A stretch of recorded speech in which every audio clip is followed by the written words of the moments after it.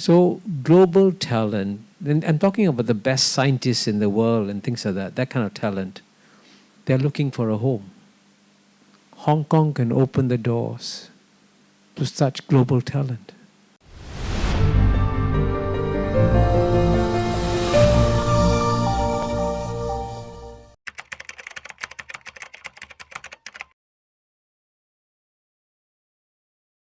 Hong Kong has received the rivalry between Beijing and Washington, the COVID controls, the 2019 riots, and the imposition of the national security law. The people's perception about Hong Kong has changed considerably. I hope that you two can give some advice to Hong Kong. Kishore first and Professor Zhang. I love coming to Hong Kong, seriously. It's such an amazing place. So I have experienced it, get others to experience it.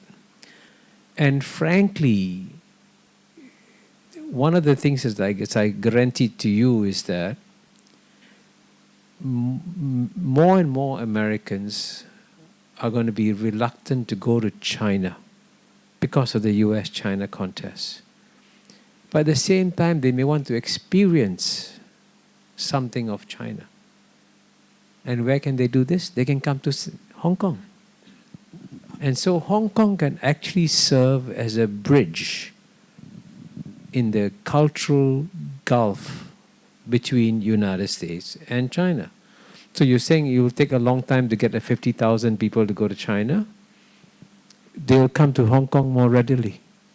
So bring more Americans to Hong Kong.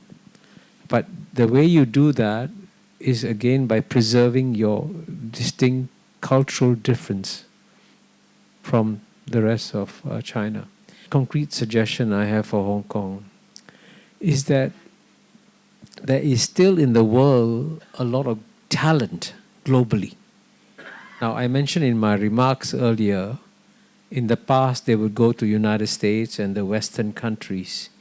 But you all know that there's a populist backlash against immigration in the West, including United States too, by the way. And that's one of Donald Trump's, campaign things. So global talent, and I'm talking about the best scientists in the world and things like that, that kind of talent, they're looking for a home. Hong Kong can open the doors to such global talent. Thank you. And if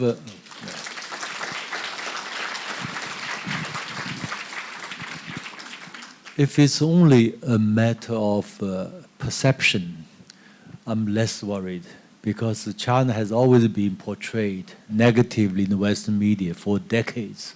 We get used to that, And as a result, sometimes when we're discussing with Western academics or journalists, we have to ridicule them. For instance, I remember we discussed the comments by economists. I always say, if you look at the political comments on Chinese affairs, economists, I give it a C or D if I have to grade their quality. Sometimes even said, my goodness. Actually, I give them an F. Yeah. To be fair, I actually told I must say, the editor of The Economist is a friend of mine, and I told her very candidly, I said, your descriptions of China do not bear any resemblance to reality. I mean, I told that quite frankly, Yeah. And I said we can read your political comments on China in a reverse way. You said it's not good, actually very good. So that's one way. Or sometimes I said, I explained China to you once, twice, 3 times. Okay, that's enough. We prefer to leave you in darkness. So you talk to them in this way, Eventually they will regret. I say, China is moving ahead like this bullet train. We don't wait for you. We explained Belt and Road Initiative to our German friends 5 years ago, They ridicule us. I said, we live in darkness. We don't care about you. And you will feel regret. That's happening today. So that's about, issue of perception. So if it's not because the Western media, Western politicians are given their nature of their political system, usually are very much short-termism rather than long-termism. The Chinese way is always long-termism.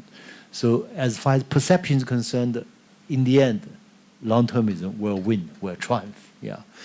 Now, I agree with Kishore. We have to go beyond just the matter of perception into realities. As I said in my lecture, Hong Kong has fortunately avoided worst. I said, avoid the fate of Kiev, avoid this color revolution. This is fundamental, this is crucial. Otherwise, Hong Kong will be in long-term chaotic development. So in this regard, I share this comment. In Chinese, we say, 香港由乱到治，由治到兴. Hong Kong is experiencing from chaos to order, from order to prosperity. That's what we are trying to do. And Kishore mentioned this, Hong Kong became a center of a pool of talents, global talents. I think this is very possible. Yeah. And there are also Dawanchi, Big Bay Area there, and this idea of ASEP, and also BRI, which has 6 corridors, yeah, from China to Russia, from China to Central Asia, from China to Western Asia, from China to Central East Asia, to Pakistan, etc. All this produce a lot of new opportunities for Hong Kong.